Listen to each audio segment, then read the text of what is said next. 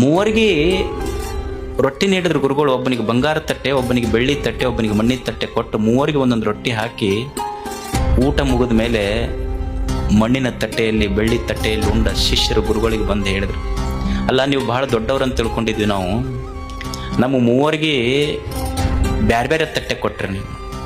ಅವನಿಗೆ ಬಂಗಾರ ತಟ್ಟೆ ಕೊಟ್ರಿ, ಅವನಿಗೆ ಬೆಳ್ಳಿ ತಟ್ಟೆ ಕೊಟ್ರಿ, ನನಗೆ ನೋಡಿದ್ರು ಬರೀ ಮಣ್ಣಿನ ತಟ್ಟೆ ಕೊಟ್ರಿ ಅಂತ ಶಿಷ್ಯ ಕಂಪ್ಲೇಂಟ್ ಮಾಡಿದ ಗುರುಗಳಿಗೆ.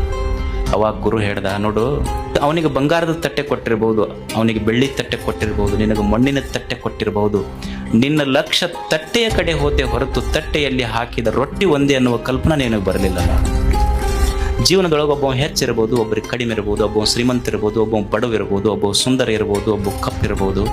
ಆದರೆ ದೇವರು ನಮ್ಮ ತಟ್ಟೆಯಲ್ಲಿ ಸುಂದರವಾದ ಜೀವನವನ್ನು ಹಾಕಿದ್ದಾನೆ.